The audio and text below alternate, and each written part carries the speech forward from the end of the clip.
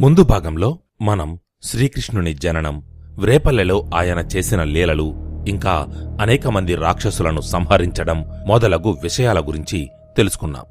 అలా శ్రీకృష్ణుడు వ్రేపల్లెలో పెరుగుతూ తన లీలలతో అందరినీ ఆశ్చర్యపరుస్తూ స్నేహితులతో కలిసి ఆనందంగా విహరిస్తూ అక్కడి ప్రజలందరి హృదయాలలో కొలువయ్యాడు. ఇదిలా ఉంటే యమునా నదిలో కాళింది అనే ఒక మడుగు ఉంది. ఆ మడుగులో కాళీయుడు అనే సర్పరాజు తన భార్య పిల్లలతో కలిసి ఎంతో కాలంగా నివాసం ఏర్పరుచుకొని ఉంటున్నాడు. అతని విష ప్రభావంతో ఆ మడుగులోని నీరు పూర్తిగా విషపూరితమైపోయింది. ఆ నీటిని తాగిన పక్షులు, జంతువులు సైతం జీవించి ఉండేవి కావు. ఆ ప్రాంతానికి వెళ్లాలంటేనే ప్రజలు భయపడిపోయేవారు. అయితే ఒకరోజు ఎండలు బాగా కాస్తూ ఉండడంతో అడవిలో గోవులను మేపుతూ తిరుగుతున్న గోపాలకులు దాహంతో అలమటించిపోయారు. గోవులు కూడా నీటి కోసం అల్లాడిపోయాయి. దాంతో వారు దాహం తట్టుకోలేక తెలియకుండానే కాళింది మడుగు దగ్గరకు చేరుకొని అందులోని నీటిని తాగారు. అంతే, ఆ నీరు తాగిన వెంటనే గోవులు ఒక్కొక్కటిగా నేలపై పడిపోయాయి. గోపాలకులు కూడా స్పృహ తప్పి పడిపోయారు. ఇదంతా చూశాడు శ్రీకృష్ణుడు. వెంటనే తన మహిమతో గోవులకు, గోపాలకులకు స్పృహ తెప్పించాడు. ఆ తరువాత వారందరూ చూస్తుండగానే ఒక్కసారిగా కాళింది మడుగులోకి దూకాడు.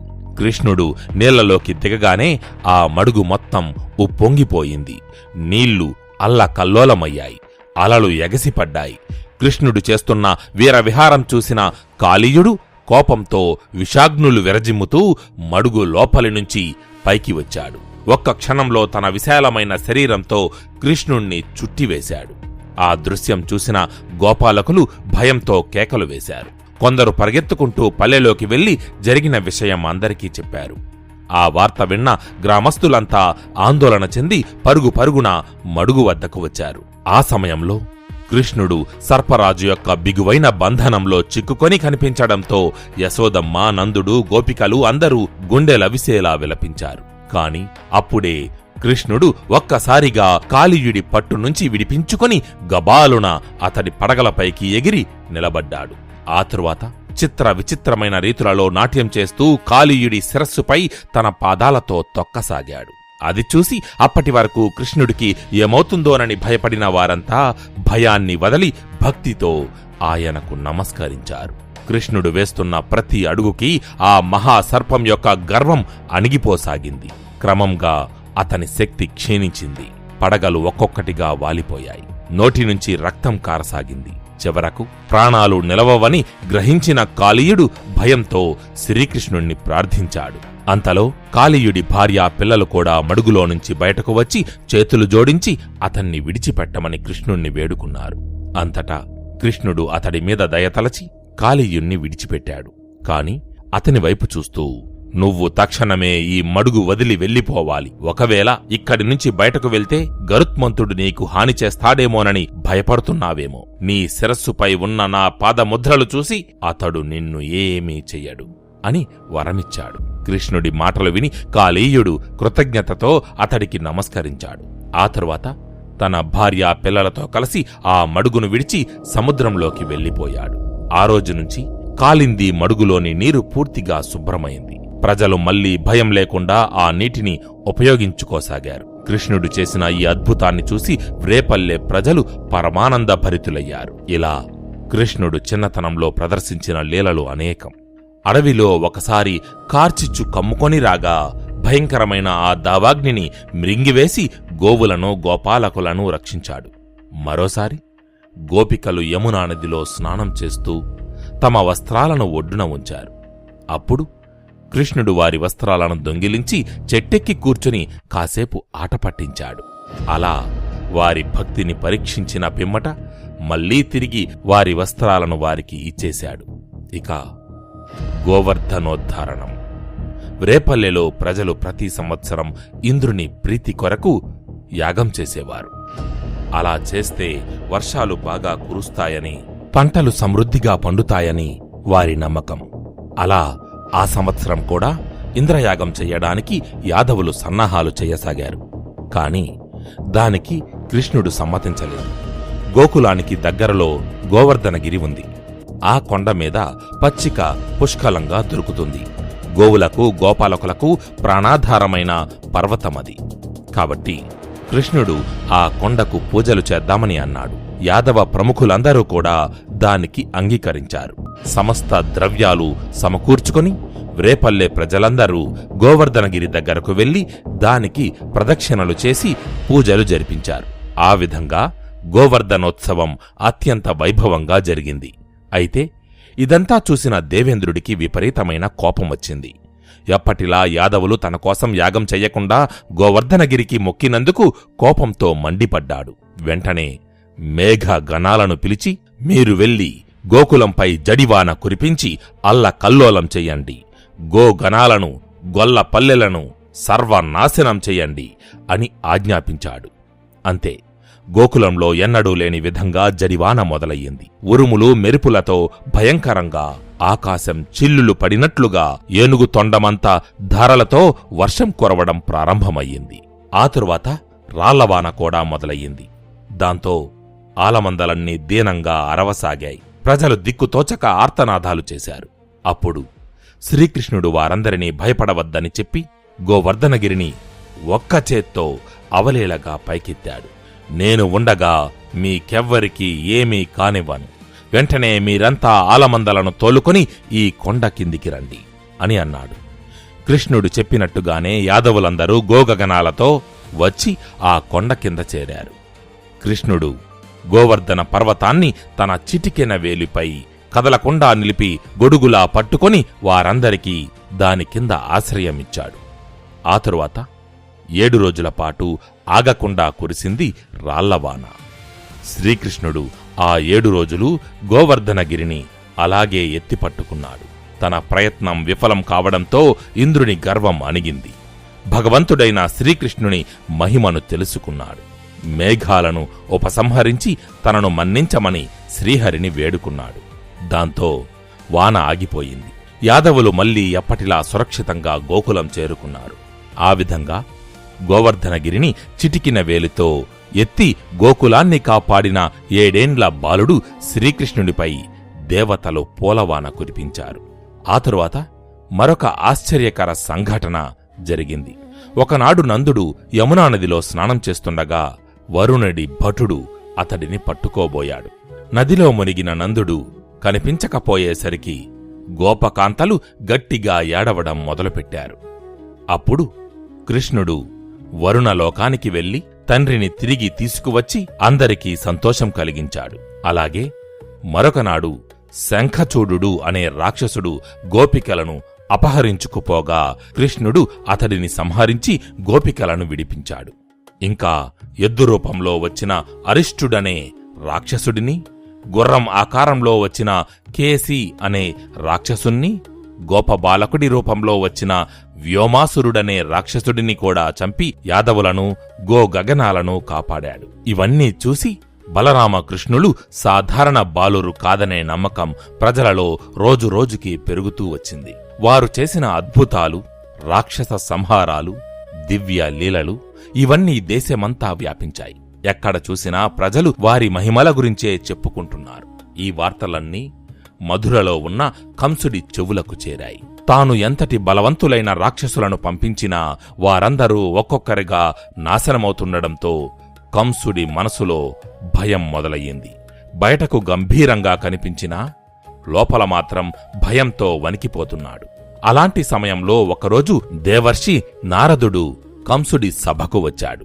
వచ్చి అతడితో దేవకి అష్టమ గర్భాన జన్మించినది శ్రీకృష్ణుడని, అదే సమయంలో యశోదకు కూతురు పుట్టగా ఆ పిల్లలు ఇద్దరినీ మార్చివేశారని కంసుడికి చెప్పాడు.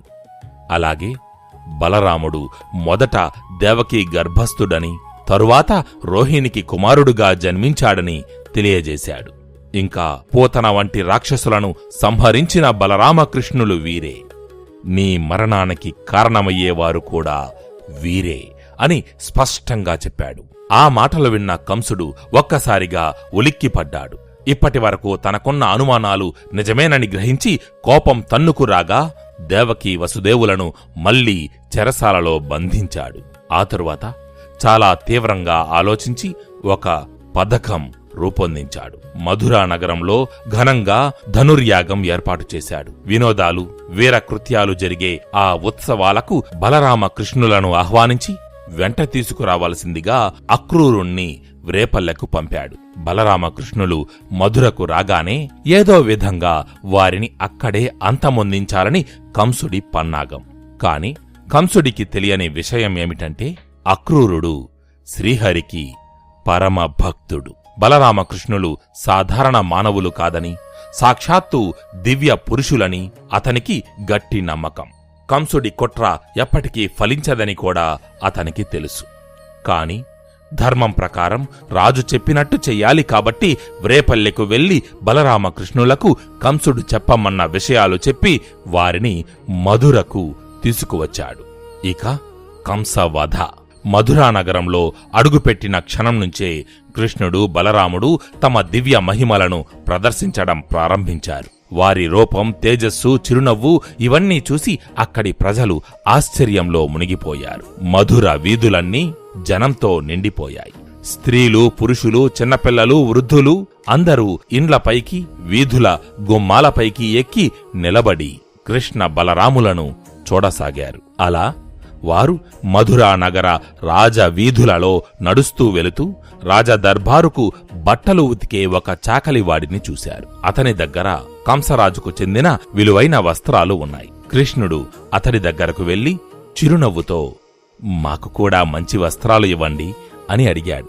కాని ఆ చాకలివాడు అహంకారంతో ఇవి రాజవస్త్రాలు, మీలాంటి గొల్లబాలురికి ఇవి ఇవ్వలేను అని అనుమానిస్తూ మాట్లాడాడు. అతని గర్వాన్ని చూసిన కృష్ణుడు ఒక్క క్షణంలోనే అతన్ని సంహరించాడు. తరువాత అక్కడున్న అద్భుతమైన రాజవస్త్రాలను కృష్ణుడు, బలరాముడు ధరించారు. అప్పుడు అక్కడ ఉన్న ఒక సాలెవాడు భక్తి శ్రద్ధలతో ముందుకు వచ్చి కృష్ణుడికి, బలరాముడికి అద్భుతమైన అలంకారాలు చేశాడు. అతని భక్తికి సంతోషించిన బలరామ కృష్ణులు అతనిని ఆశీర్వదించారు. అలాగే సుధాముడు అనే పూలమాలలు కట్టే భక్తుడు కూడా వారికి సుగంధభరితమైన అందమైన పూలమాలలను సమర్పించాడు. అతడిని కూడా తగిన రీతిలో ఆదరించారు కృష్ణుడు, బలరాముడు. కంసుడి అంతఃపుర దాసీలలో కుబ్జా ఒకతి. ఆమె కురూపి, శరీరం వంకర్లు తిరిగి చూడడానికి చాలా అసహ్యంగా కనిపిస్తుంది. కంసుడికి గంధం మొదలైన వేపనాలు, పరిమళ ద్రవ్యాలు తయారుచేసి తీసుకువెళ్లడం ఆమె పని. అయితే ఆమె కృష్ణుడికి, బలరాముడికి మంచి మంచి మైపూతలు సమర్పించి భక్తితో వారిని పూజించింది. ఆమె భక్తికి మెచ్చిన శ్రీకృష్ణుడు ఆదరంతో ఆమె శరీరాన్ని స్పృశించాడు. అంతే, క్షణాల్లో కుబ్జా శరీరంలోని వంకరలన్నీ తొలగిపోయి ఆమె అపూర్వమైన సౌందర్యవతిగా మెరిసిపోయింది. తన జీవితమే మారిపోయిందని గ్రహించిన కుబ్జా ఆనంద భాష్పాలతో కృష్ణుణ్ణి స్తుతించింది. తనను ధన్యురాలిని చేసిన దైవానికి భక్తితో నమస్కరించింది. అనంతరం రామ, కృష్ణులు అక్కడి నుంచి ముందుకు కదిలారు. ధనుర్యాగం ప్రారంభం కాకముందే తమ శక్తిని కంసుడికి తెలియజేయాలనుకున్నారు. ధనుర్యాగం కోసం ఏర్పాటు చేసిన ప్రదేశంలో ఒక విశాలమైన ఆయుధశాల ఉంది. అక్కడ అనేక మంది భటులు కాపలా కాస్తున్నారు. కృష్ణుడు, బలరాముడు నిర్భయంగా ఆ ఆయుధశాలలోకి ప్రవేశించారు. అక్కడ మహాకోదండం ఒకటి ఉంది. దాన్ని ఎవరూ ఎత్తలేరని అందరూ చెప్పుకునేవారు. కాని కృష్ణుడు దానిని అవలీలగా ఎత్తి చేతిలోకి తీసుకున్నాడు.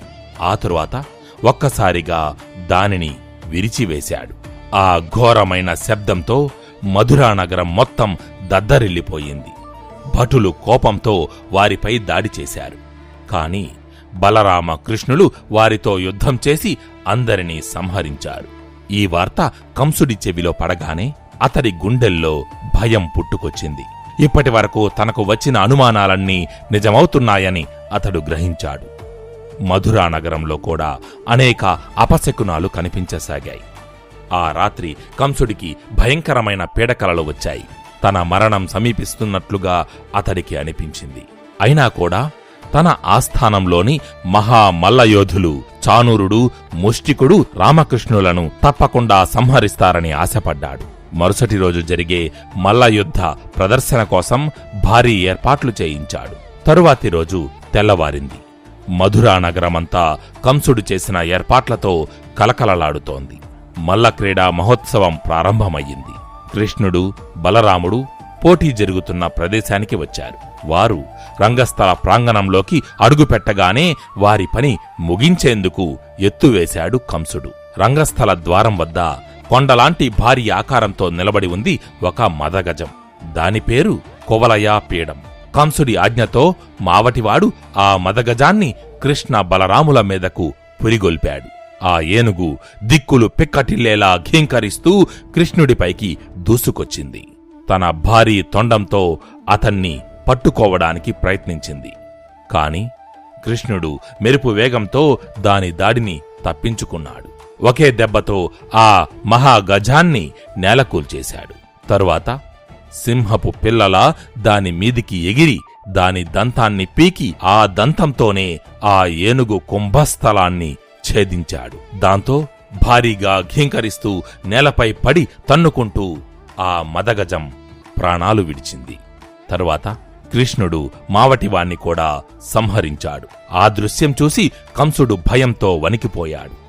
అయితే అప్పుడే కృష్ణ బలరాముల ముందుకు వచ్చి నిలబడ్డారు చాణూరు, ముష్టిక అనే మల్లయుద్ధంలో తిరుగులేని ఇద్దరు మహాయోధులు. వారిని చూడగానే కంసుడికి కొంచెం ధైర్యం వచ్చింది. వారు ఖచ్చితంగా కృష్ణుణ్ణి, బలరాముణ్ణి చంపుతారని ఆశపడ్డాడు. ఒకవైపు బాలురిలా కనిపిస్తున్న రామకృష్ణుడు, మరోవైపు పర్వతాల్లాంటి మల్లయోధులు. ఇప్పుడు ఏమి జరుగుతుందా అని ప్రజలందరూ ఉత్కంఠతో చూస్తున్నారు. యుద్ధం ప్రారంభమయ్యింది. చాణూరుడు కృష్ణుడితో, ముష్టికుడు బలరాముడితో యుద్ధం చేస్తున్నారు. చిత్ర విచిత్రమైన పట్లతో వారి మధ్య మల్లయుద్ధం భీకరంగా సాగింది. రంగస్థలం మొత్తం దద్దరిల్లిపోయింది. కాని చివరకు కృష్ణుడు చాణూరుణ్ణి ఎత్తి నేలకేసి కొట్టి సంహరించాడు.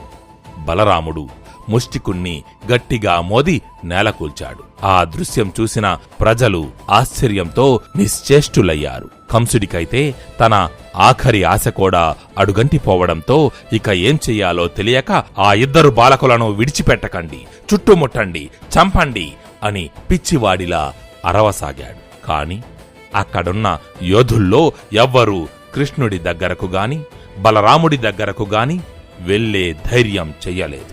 కొంతమంది యోధులు మాత్రమే భయపడుతూనైనా వారిని చుట్టుముట్టడానికి ప్రయత్నించారు. అప్పుడు కృష్ణుడు ఇక ఆలస్యం చెయ్యకూడదని నిర్ణయించుకొని సింహంలా ఒక్కసారిగా ఎగిరి సింహాసనంపై కూర్చున్న కంసుడి మీదకు దూకాడు. అది చూసిన కంసుడు భయంతో తత్తరపాటుకు గురయ్యాడు.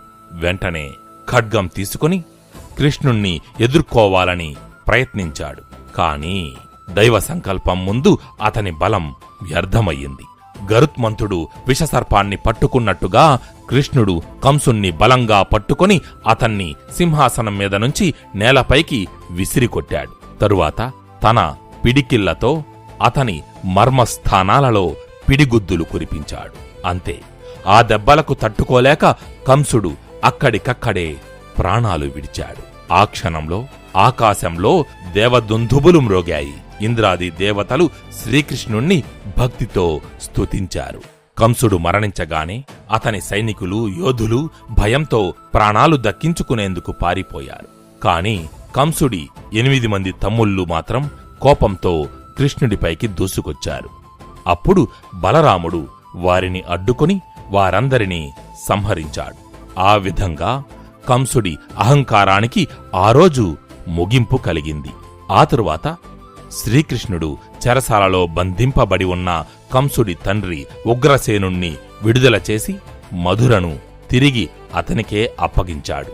అలాగే తమ తల్లిదండ్రులైన దేవకీ వసుదేవులను కూడా బంధ విముక్తులను చేసి వారి పాదాలకు నమస్కరించారు బలరామకృష్ణులు. ఎన్నో సంవత్సరాల తరువాత తమ కుమారులను చూడడంతో అంతులేని ఆనందాన్ని పొందారు ఆ తల్లిదండ్రులు. తమ కుమారులిద్దరినీ పైకి లేపి ప్రేమగా కౌగిలించుకున్నారు. ఆ విధంగా ఎన్నో ఏండ్ల వారి నిరీక్షణకు ఫలితం దక్కింది. ఆకాశవాణి చెప్పినట్టుగానే దేవకి అష్టమ సంతానమైన శ్రీకృష్ణుడి చేతిలో దుర్మార్గుడైన కంసుడు సంహరింపబడ్డాడు. లోకానికి అతని దుశ్చర్యల నుంచి విముక్తి కలిగింది. అయితే కృష్ణావతారం ఇంతటితో అయిపోలేదు. అసలు కథ ఇప్పుడే మొదలయ్యింది. కృష్ణుడి జీవితం ఇక్కడి వరకు ఒక ఎత్తైతే ఇక్కడి నుండి మరో ఎత్తు. కృష్ణుడి జీవితంలో తరువాత జరగబోయే ఆసక్తికర సన్నివేశాలను తరువాయి భాగంలో తెలుసుకుందాం. జై శ్రీకృష్ణ. జై కృష్ణ.